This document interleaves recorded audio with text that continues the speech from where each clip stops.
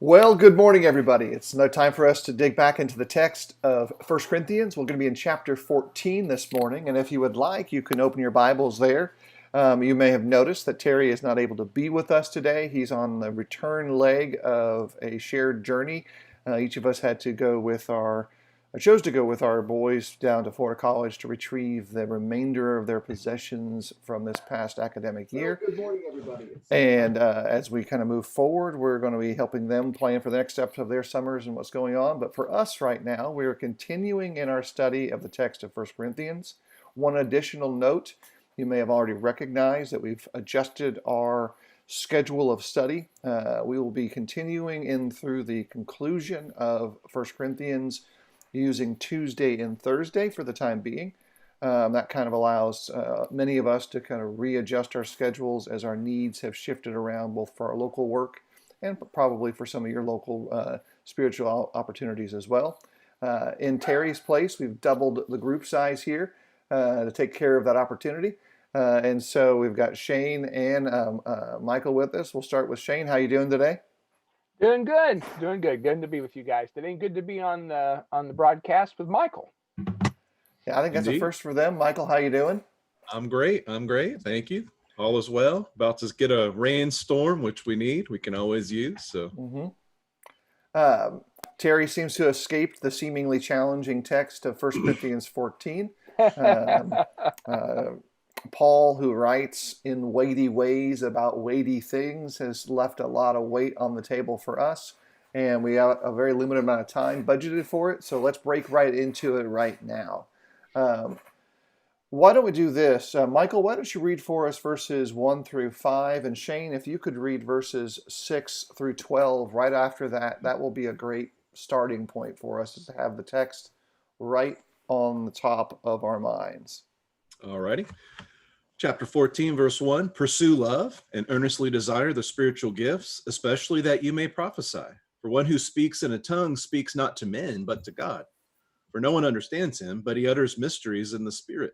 On the other hand, the one who prophesies speaks to people for their upbuilding and encouragement and consolation. The one who speaks in a tongue builds up himself, but the one who prophesies builds up the church. Now I want you all to speak in tongues, but even more to prophesy. The one who prophesies is greater than the one who speaks in tongues, unless someone interprets, so that the church may be built up.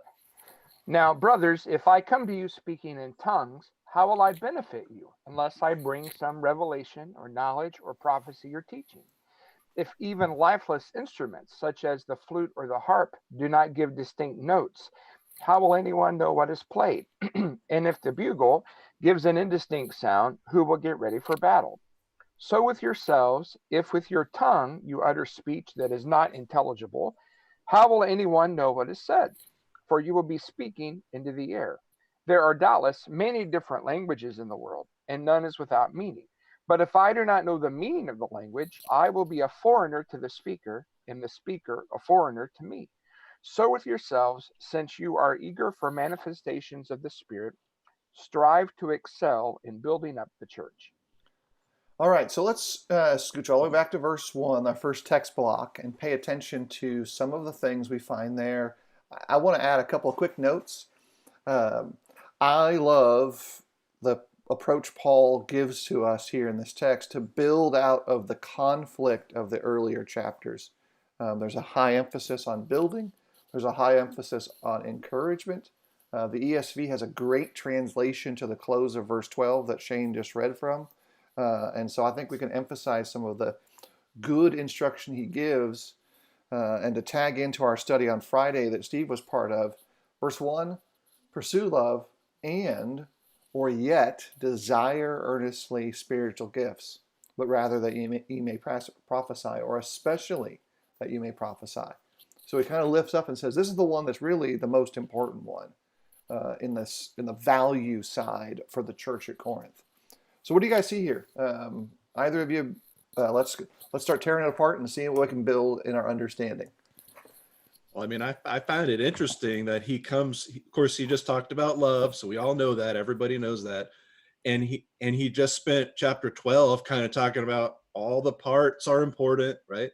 And then he says, but, prophecy actually is the one that does a lot of good. in terms of building up the church, which is, of course, is, as you said already, his main function. I find that great how he comes back to that. And then now he's going to hammer that idea home in this entire section. And so even though he already argued, hey, all the gifts are good and all the gifts are important, but this is what it all comes down to. And in fact, if you look at the beginning and the end of chapter 14, he uses the same terminology. He says in verse 1, earnestly desire the spiritual gifts, especially that you may prophesy.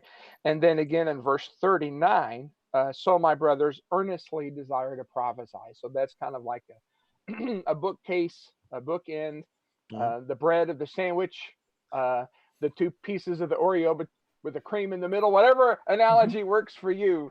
I like that one. Yeah. But it's an inclusio to show us that whatever we take of this text, Paul is not diminishing the importance of these gifts. If anything, he's emphasizing they should desire the one that especially can build the church up, which is prophecy. Yeah, I want to emphasize something that Shane brought up in our pre-planning for the text. That occurs in verse 2, is the way that anyone speaks in regards to the understanding of the audience. It begins in verse 2 with this idea. The ESV says, for one who speaks in the tongue speaks not to men but to God, for no one understands him, but he utters mysteries in the Spirit. That begins a part of the dialogue that's important in this text for me to recognize, especially as one who seeks to teach. It continues throughout the core of this chapter's introductory section that whatever I say needs to be understandable. And I think that's kind of helps him get to his conclusion in some ways of building people up. If you don't understand what a person is trying to tell you, what's the point? Like there's no real outcome of growing value. And so what do you guys see in the text here that helps us process that, both for the church at Corinth, what they needed to know, but also application-wise for us when we move forward in the text? Shane, this was your topic in our discussion, so bring it home. Well, I think the verse that really hit home with me on this point is when Paul says in verse 9, so with yourselves, if with your tongue you utter speech that is not intelligible, how will anyone know what is said? I think that's the one that really Right. hit me, because I think for anyone who studies a lot in a particular topic, it is almost inevitable, no matter what the field of study is, that you're going to pick up certain jargon, certain technical language that is going to become second nature to you because you're just in that field all the time. Doesn't matter whether if it's being an auto mechanic or a doctor or a teacher of any subject. And then it's very easy then for that to just subconsciously slip into the way that you communicate that truth with other people. And so Paul makes the point here that any language that's going to be beneficial has to be that which builds up and is intelligible. Now, is there a responsibility on the recipient end? Well, of course, the writer of Hebrews in chapter 5 talks about people who are sluggish or slow to hear because they haven't developed as they should. But insofar as you have control and influence in the teaching or communication process, it's really important to make sure that you're doing your best to communicate truth in a way that will reach the listener. This is one of the things my wife Christy was so helpful for me with, because I'd be like working on something and I kind of write it out, and then I'd say, hey, listen to this, tell me what you think, and then I would read it, and then I could see she'd sort of have a nod of her head, and then I go, well, what I'm trying to say is yada yada yada, and then she would say, well, then just write that, and then I would say, okay, so then I would write that. So she was my best editor, but she was a very bright person, and she was a good student, but she was not into all the technical jargon and everything. So she often really helped me to just kind of put things in a way that you're explaining, important truths, sometimes even, what you might consider deeper truths, but in a way that people can understand. Yeah, I think, at least for me on that level, we could illustrate it in a few simple ways. If you've ever had to explain to someone what a gospel meeting is, then maybe you've been a victim of jargon acquisition. Yeah. If you've ever had to explain or translate guide direct and define if that's one word, three words, or whatever, then that's jargon. It doesn't mean that any of the motivation behind the decisions to use those two phrases is in any way inappropriate or inaccurate. It's that we have to be clear. On my part, like when we do announcements for the congregation publicly at this point, I try to be more natural in my communication of the idea. And it's saying it's going to be an evening of Bible instruction or Bible teaching, or we're going to gather to worship God together. And I try to use that, and I'm not always perfect, and sometimes I am a victim of jargon beyond compare because I read too many books. I said that. I do read too many books sometimes. There's just not enough of me to make quantifiable evidence of all the books. And so maybe I should pace it out a little bit more. I don't know. Anyway, I do think that's a solid point for us to dig into, is understand that in the context of the church at Corinth, because remember, their assembly had become disordered. And these are the symptoms of a disordered assembly. And that disorder came from the relationship of the participants. It came whether it was to one another or to God, and the roles that they were serving in. And then it was manifested in some of the female-male counterpart relationships. And now even in this text, we're going to see some of that as well. And then Paul uses spiritual gifts in this sense as a teaching tool to us to kind of identify the challenge. What else do we see in the text here? We certainly want to make good effort to dig into the second half of our text block we just read. What's important for us to know? What helped them understand Paul's instruction, and how did they apply it in the first century? What do you guys see there? Well, Michael, I think, made the point earlier, or maybe it was you, Philip. I've already forgotten. So, but somebody made the point that this is really just an extension of some principles that Paul gave earlier in the book. And so, for example, when he says in the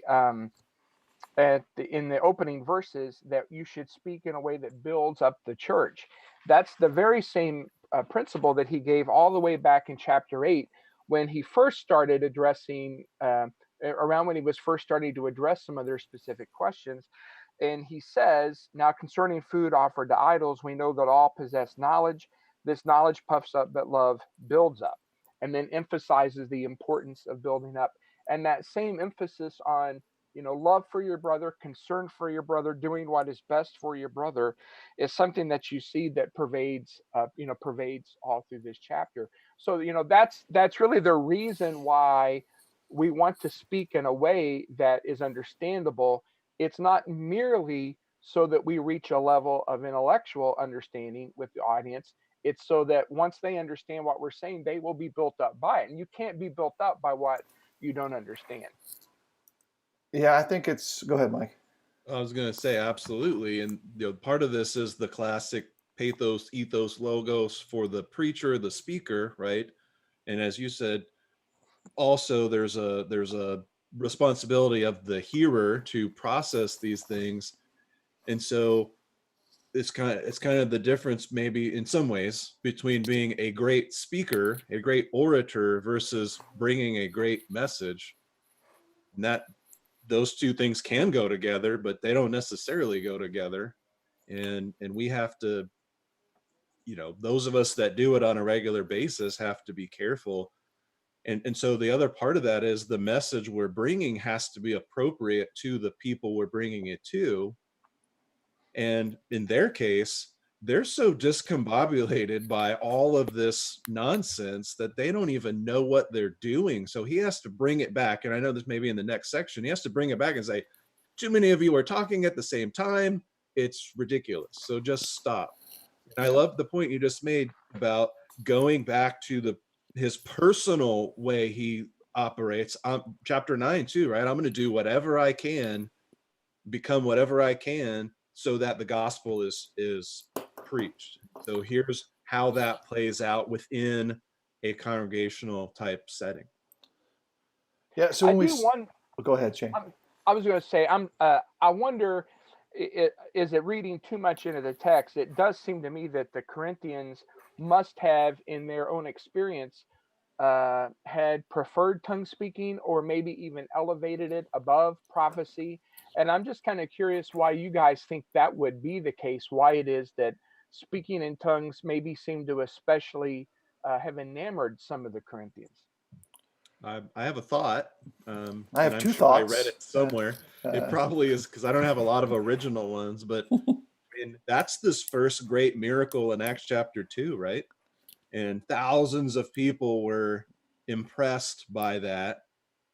And so maybe, that has something to do with it. This idea that, that you're doing these extraordinary, I would have thought it would have been something like healing, or I find it weird that speaking in tongues is so emphasized by them, but. Well, I would maybe. say, I would echo exactly what Michael was pointing out from the showmanship side of things. And connect. My first thought is whatever Michael said. By the way, I said I have two thoughts. Whatever Michael said is my first thought. We've been blending together our minds for years. So Frightening. but the second thing is this. I think there's a way to think through their behavior in light of their cultural context. Speaking in tongues to a wealthy cross-cultural context of Corinth would have allowed them high status. Oh, you can speak two languages? Oh, you can speak all the languages? Oh, you can do it this great? And then I'd add another layer to kind of seeing this understanding aspect. When a prophet speaks for God, he will tell you the things that you don't want to hear. When someone speaks in tongues, a language that they can't understand, if you don't understand it, you're not offended. I remember over the years traveling, and you hear someone speaking in a foreign language, and you have no idea if they are praising or cursing you. So you can choose. I just always chosen that if I don't understand them, they are speaking to me a personal love song, and they appreciate my presence to the greatest degree. I've Very also, Pauline of you. yeah, I've also spoken at times, and no one understands me, and then it feels the opposite then. When I'm trying to explain it to them, it feels like everything I'm saying to them is something they don't want to hear, but they can't understand it. And I think there's that same level of conflict for the Corinthians too. That's at least my perception of their motivation. I think there's some textual basis for both of those perspectives. Yeah. And then I wanted to add this. I think there's a certain level of this that we have to pay attention to too, as well. In Deuteronomy chapter 6, verse 4 and following is one of the iterations of the Shema, which is the Hear, O Israel, I am the Lord your God, I am one, or the variations of it we see. And the understanding of the Shema, or that reading, is really simple. It's not just listen to the noise that God gives, because that's included in the term as well. Nor is it just hear that I'm speaking to you. It's listen, hear, and respond. And understand to the level that you can get to the idea of James, where James says, be an effectual doer. And so I think communication that Paul is trying to identify here should drive people to do. You hear, you understand, and you respond, much in the way of the call of Israel in the Shema or the Shemeh that you hear Moses provide a couple times in Deuteronomy and Numbers.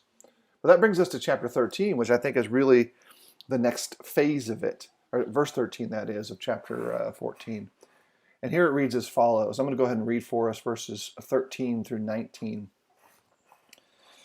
Therefore, one who speaks in a tongue should pray that he may interpret. For if I pray in a tongue, my spirit prays, but my mind is unfruitful. What am I to do? I will pray with my spirit, but I will pray with my mind also.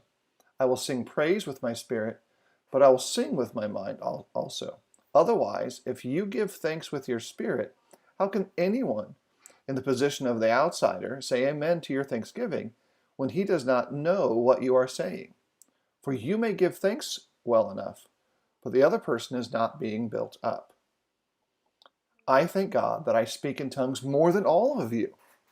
Nevertheless, in church, I would rather speak 5 words with my mind in order to instruct others than 10,000 words in a tongue. Uh, this is one of those rare cases where Paul is being sarcastic to a little bit, but you also know that he just dropped Milner on them and said, please move. I think there's 2 layers to Paul's statement there. So what do you guys see in the text here that's important for us, verses 13 through 19 for right now? Well, is he saying, quick question, is he saying in verse 14, I could speak in tongue and not know what I'm saying, potentially? I think that's the implication we're supposed to get. Yeah. As to whether or not it's a practical possibility to do so, that's not really the relevant point he's making. The relevant point is this how you're treating a gift of God? Right. That it's Right. basically a puppet show? So there's 2 layers to that, at least in my sense of the text. Shane? It does kind of seem like speaking in tongues is sort of like the violin, which actually, to be most effectively used, has both the violin and also a bow. And although we only say the violin, really both are operative, in order for it to truly function well. Mm-hmm. And in the same way, tongue speaking, I think, also includes tongue interpreting. But tongue interpreting is like the bow. We don't usually throw it in there, but for it to have its most effective impact, they kind of go together. So yeah, that's my understanding too, Michael, that it is possible for someone to speak or pray in a tongue, but in their intellect not actually really understand it unless there is an interpreter.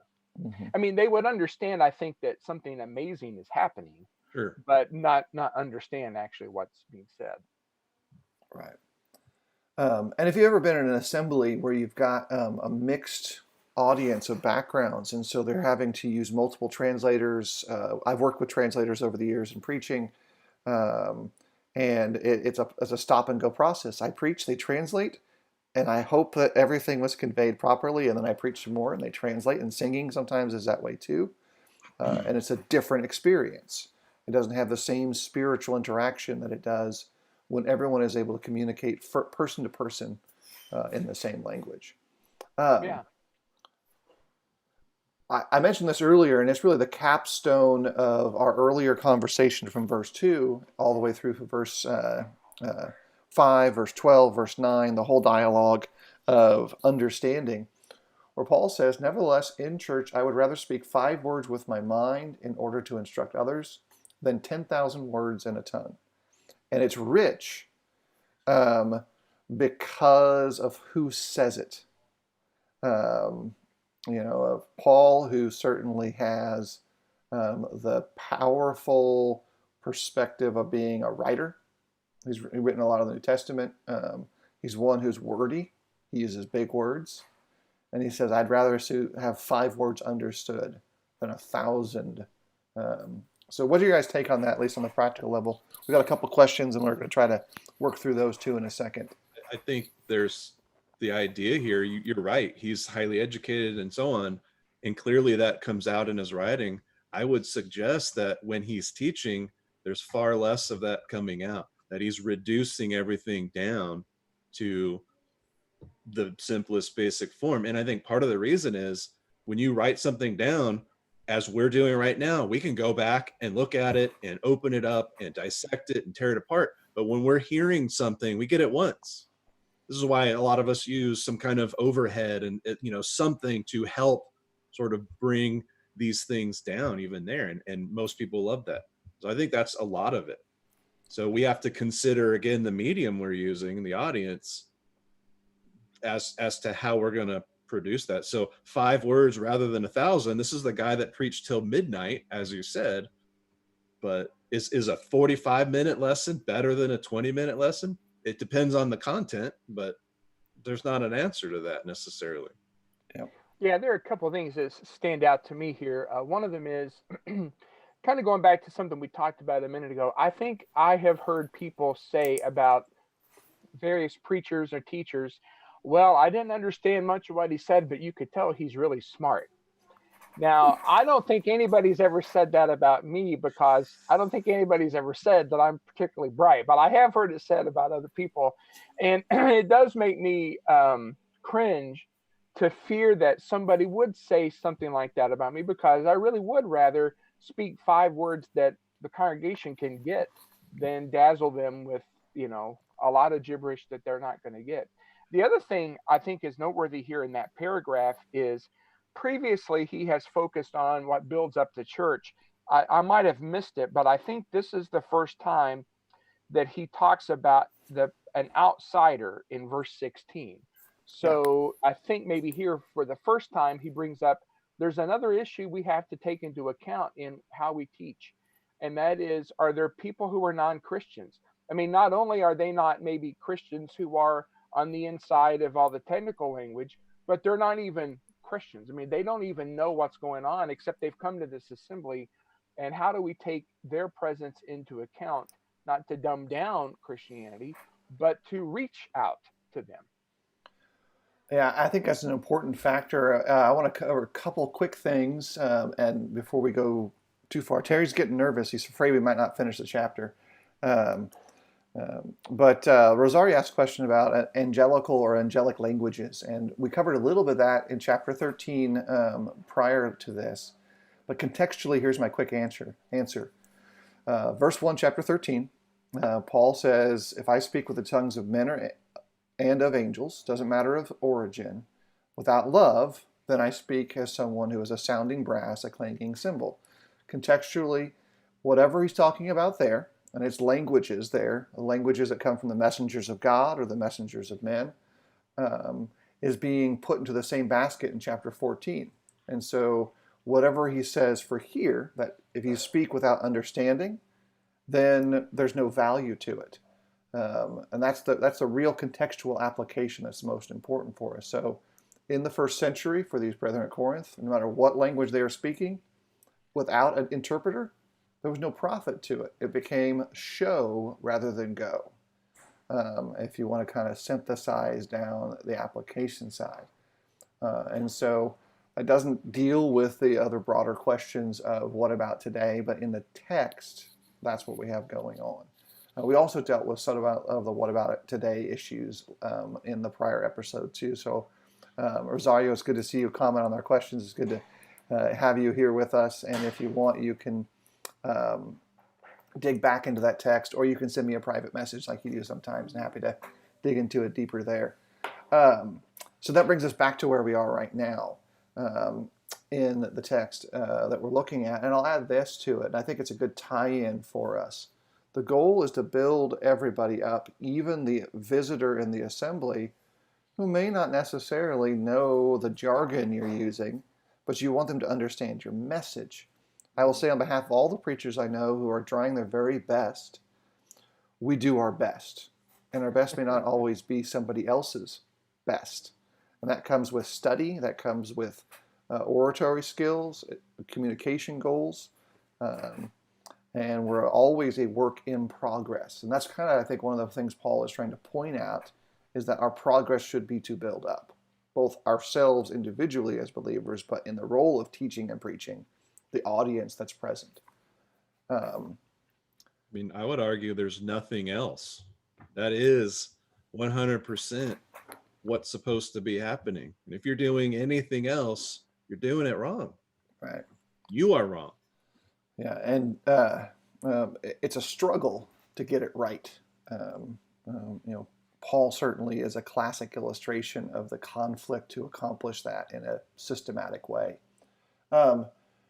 Shane, do you want to read verses 20 through 25 for us right now, and we can tackle that textual block? Sure. Brothers, do not be children in your thinking. Be infants in evil, but in your thinking be mature. In the law it is written, by people of strange tongues and by the lips of foreigners will I speak to this people, and even then they will not listen to me, says the Lord. Thus tongues are a sign not for believers, but for unbelievers, while prophecy is a sign not for unbelievers, but for believers.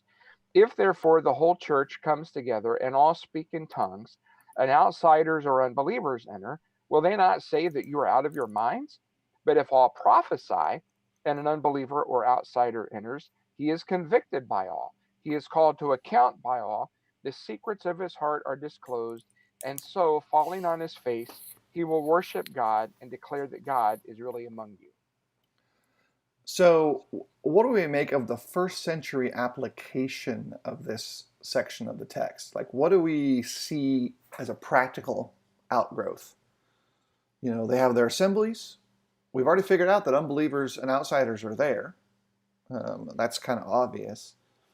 So there's some goal defining here in the text. And so what should be the goal of the assembly in light of the presence of the unbeliever? Well, he says it toward the end. The goal is to get them to hear the gospel, to get them to respond. You said this earlier. It's always about a response. God's word has always ever been about it bringing a response in people. And so again, if we're not doing that, we're doing it wrong. I think, there's an argument to be made for some of each. There's definitely prophesying taking on, which he said is for the believers, and there's definitely he gets to that in the next section. There's definitely these different things happening, but even there, you got to be clear about what's going on. And that then just should hopefully bring out more teaching or more opportunities to teach. But yeah, I think we could ask ourselves the question, why aren't there more unbelievers in our assemblies now? And that's a huge challenge for us. Shane? Yeah, I think it's always intrigued me what Paul means in verse 21 when he says, "In the law it is written," and then quotes the passage from Isaiah. And if you go back to what he's quoting in Isaiah, it's in Isaiah 28. The people have been mocking the message of Isaiah as, infantile. It's ABCs. It's nothing particular of impressive nature to them. And God says to Isaiah, "Okay, well, then if they're not going to listen to my prophet, I'm going to give them other voices to listen to. And it's going to be the voices of their captors. And it's going to be people of strange lips and a foreign tongue that they're going to be listening to." And in the context, then, the tongues are a sign to those who don't understand them that God is not with us anymore. It's a sign of God's judgment. And I think that's part of what he's saying is if unbelievers come into the assembly and they hear you speaking in tongues, they're going to get a clue in we're not a part of this. It's going to be a sign that they are on the outs. And rather, what he wants to have happen is for prophecy to take place so that the unbelievers can become a part of the people of God, so they can be convicted. So it's another way of reinforcing to us, not that we should construct everything about our assemblies around the presence of unbelievers. Paul's not saying that either, but that we certainly should take their presence into account and speak and teach in the best way that we can so that they will come to glorify God. Yeah, I think a way to think through it using some of our earlier illustrations is this, and talk about root cause and symptom. In the last 10 years, I know a lot of evangelist teachers, elders, shepherds have talked through the process of how we close our assemblies. Traditionally, amongst the churches that you and I are familiar with, most assemblies tend to have closed, especially from the preaching portion of it, with some form of what we call the invitation. In other contexts, they might use the phrase altar call. They're kind of describing the same thing. And the reason that the question comes up is, well, we don't have anybody here that is subject to the invitation or the call to the altar. And so why are we doing this? Why are we doing this thing that doesn't seem to have any redeeming value? Well, that goes back to what's the root cause? Well, why do we no longer have people, and I say broadly, generally, in our assemblies that necessitate hearing this message that's for them? Well, we've kind of shifted our assemblies away from evangelistic edges, which they should include, to edification edges, which they should include. And so we have a root cause that now has a symptom of the outgrowth is we don't do a thing because we don't see the value of the thing. And then language comes into the way we describe it. We say, well, there should be no need for an invitation. What are you inviting them to? And so we have these language issues. All of that basket misses the goal of God, which is to draw people into his kingdom and make it a participatory option. And so to tie together Ms. Rosario's earlier question, she said, what about all this stuff in chapter 13? Well, again, the goal is not to magnify and mystify by the presentation of the gift. It's to draw me into Jesus, and draw me into Jehovah, and draw all of us into worship. And I think when we have that shift of focus, then we can better understand the challenge at Corinth. The whole church is being dissolved in many ways because they have lost the harmony and unity that God was trying to build in them. Any big comments or questions in this section of the text, verses 20 through 25, that we want to dig into a little bit more before we tackle the thing that Terry's afraid of? I would just say that, oh, I'm sorry, go ahead, Michael. All right. I was just reading that last section, and it reminded me of Hebrews 4:12, where the word of God is sharper than a two-edged sword, piercing, joint and all that. And again, here's a great illustration of how that's supposed to work. And Paul says it can work, it does work. And so if you do it this way, as you said, we tend to go and say, well, this doesn't work, so we're not going to do it. So we do different things. And that's when we get in trouble.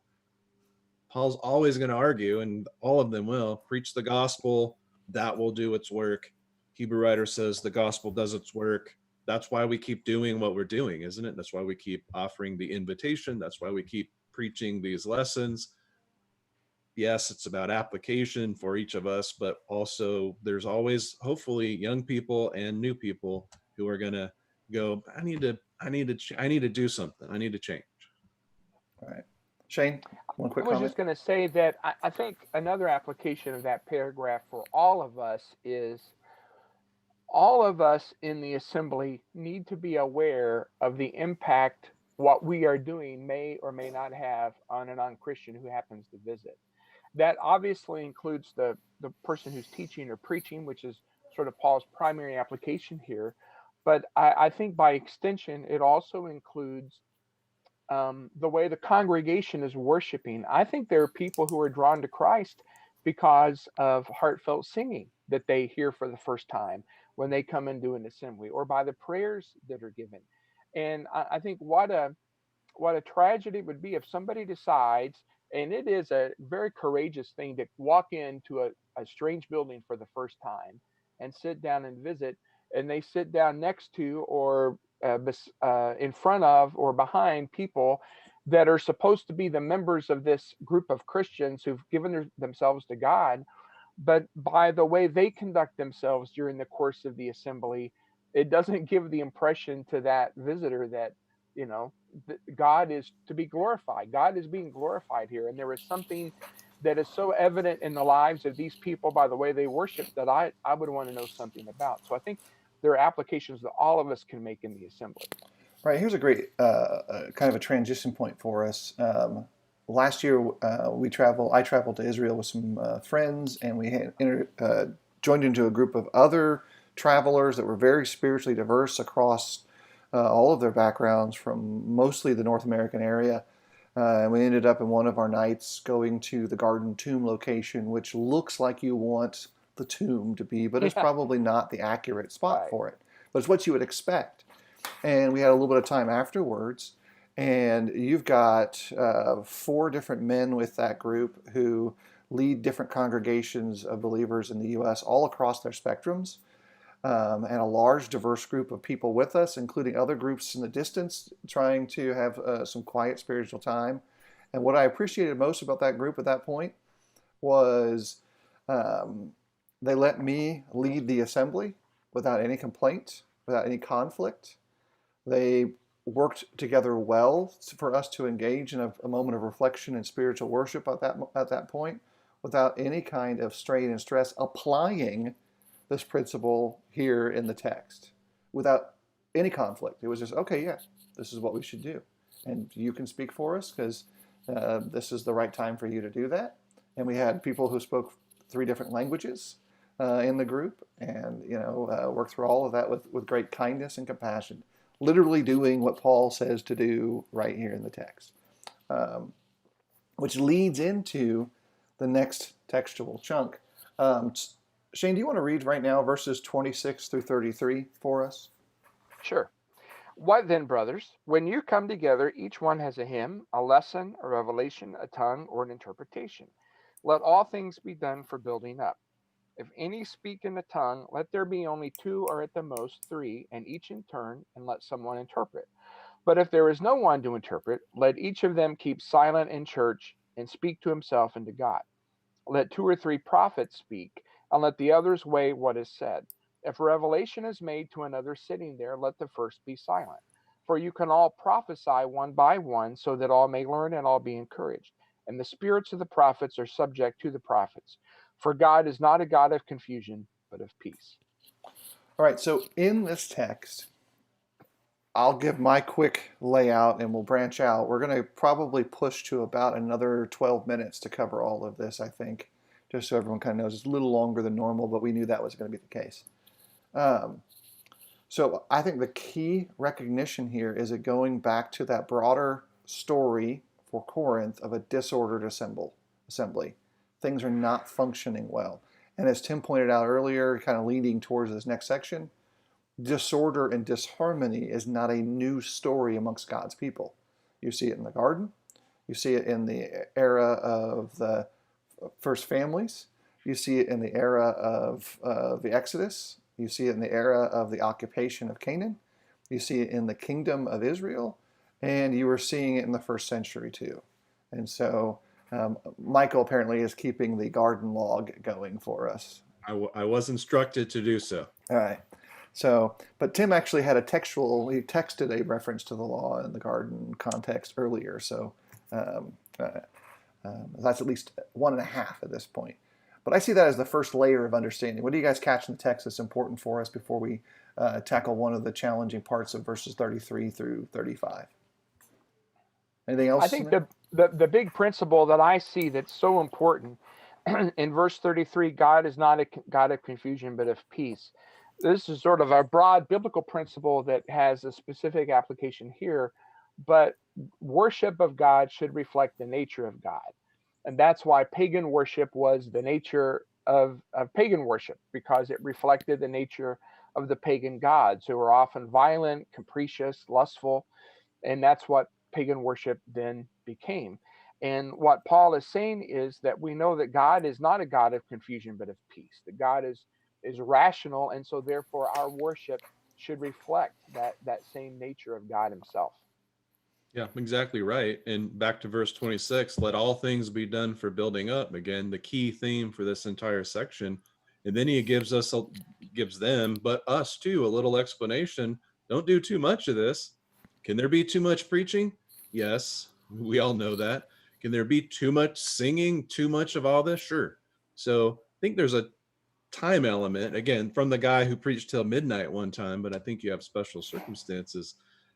But also he talks about silence and control in here. So even if you have these gifts, you cannot do them. You cannot exercise them if the time is not right. So it's kind of sounds strange. You would think that the Holy Spirit would know that the time is right. And yet he says, no, just a couple of you.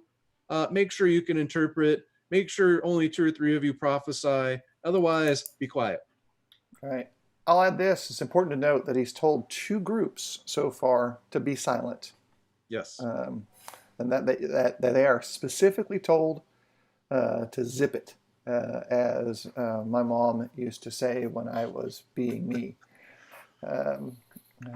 So I think it's important to kind of catch that when we move forward. And Michael, if you could read for us verses 33 through 35 right now. This is the... Actually, Philip, before we get into it, could I have 30 seconds for an old man rant? Yeah, I'll zip it.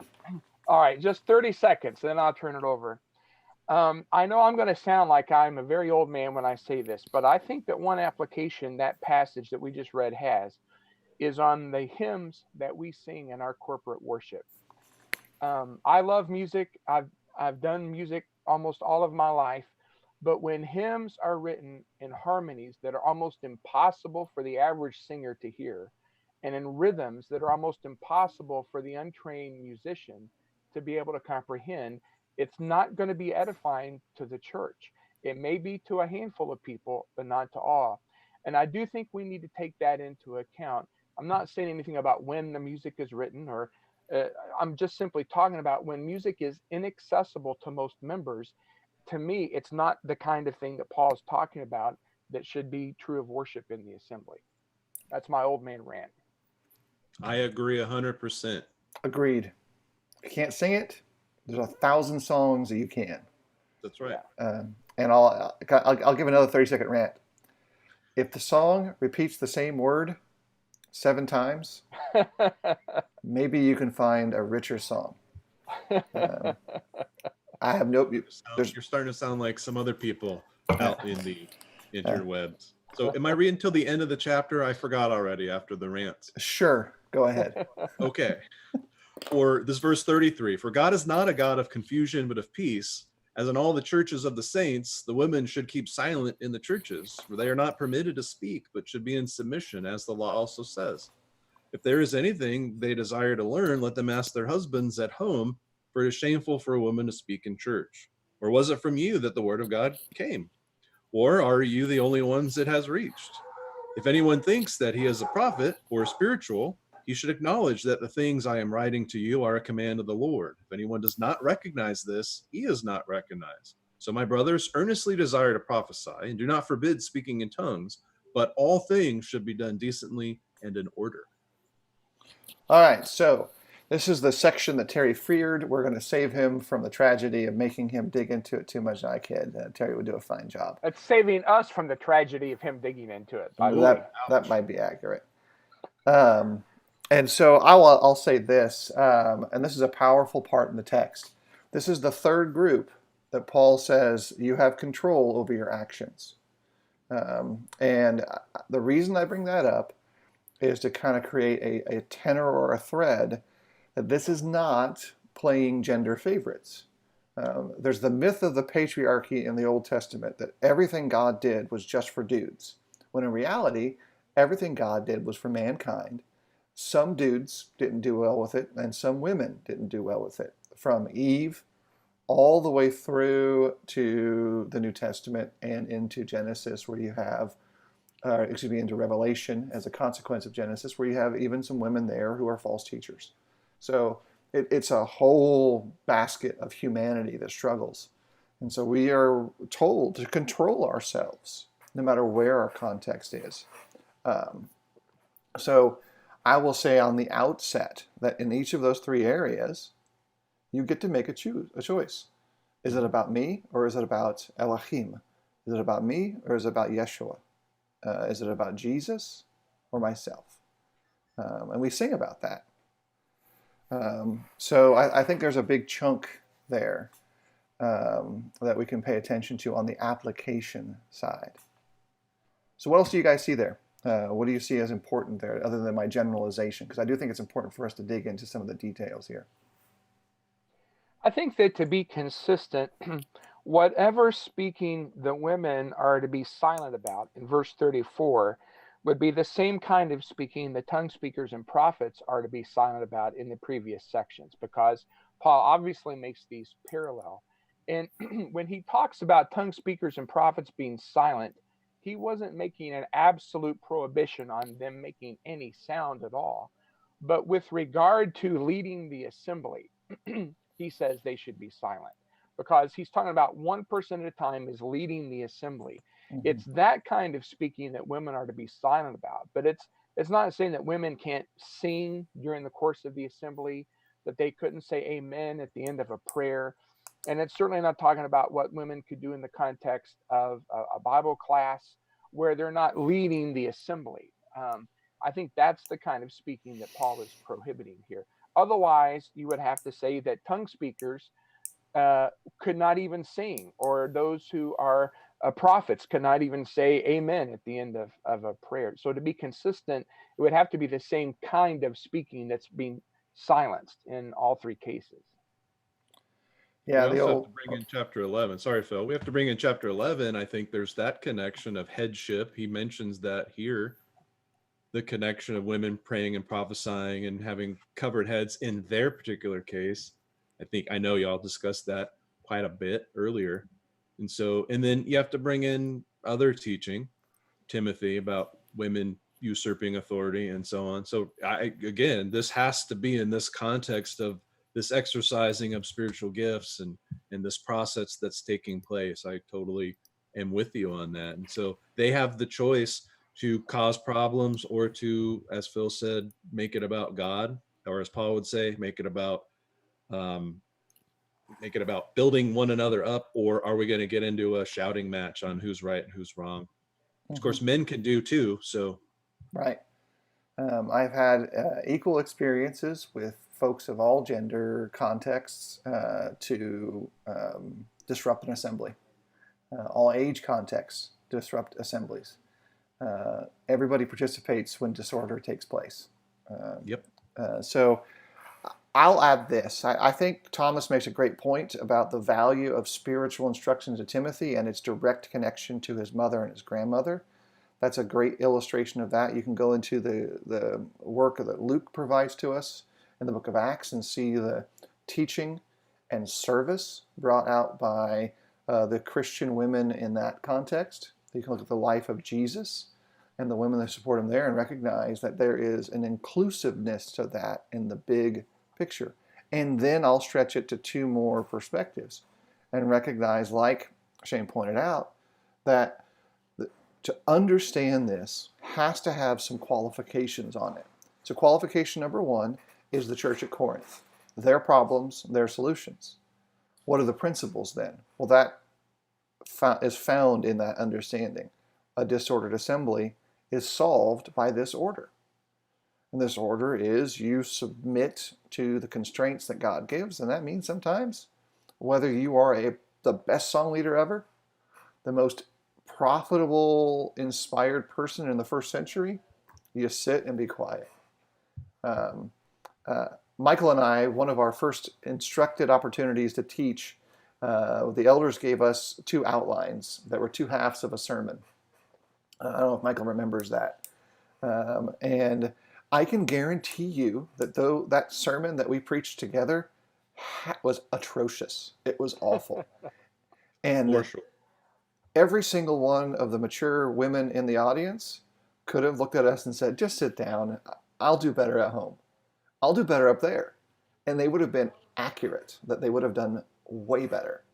But the goal was different than then. It wasn't who was the best.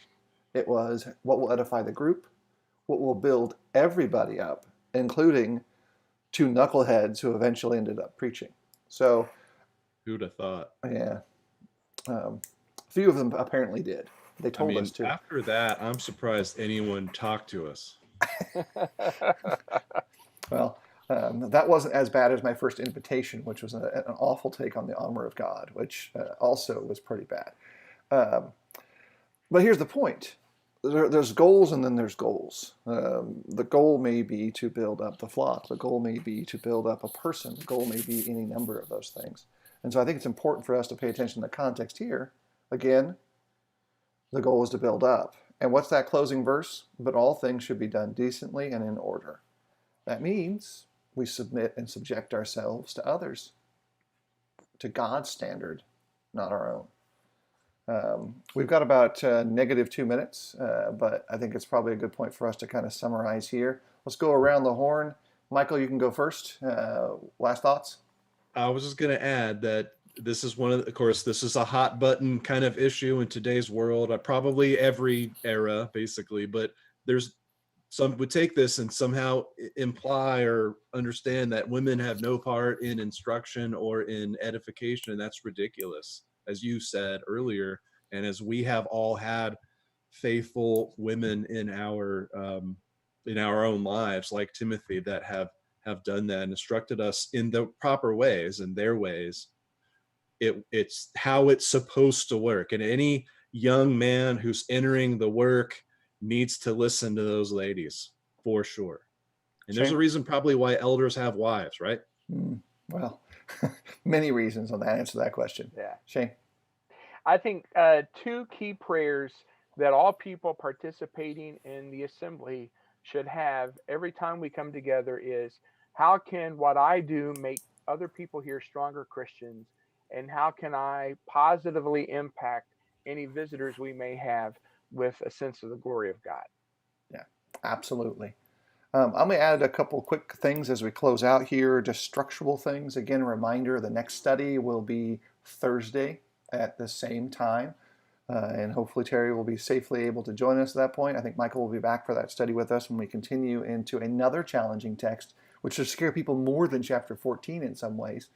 If we start thinking about what Paul covers in the 15th chapter, even though we might love it more in other ways.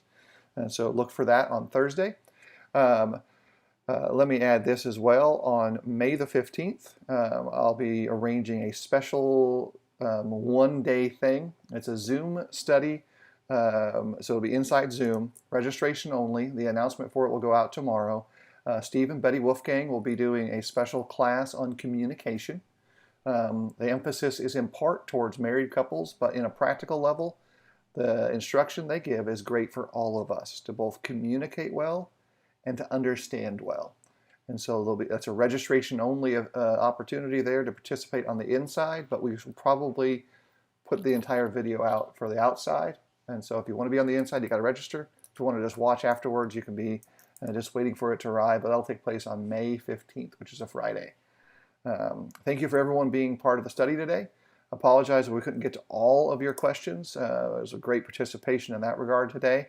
I'll try to follow up in the private comments. If you got questions about the Bible, questions about God, and you want to draw closer to Him, I invite you to reach out to any of us, and we'll be happy to sit down and talk to you about that, help you recognize that God has desired and has blessed you in many ways, both spiritually and physically. And if we can encourage you on that path, we would love to do so. May God bless you and keep you.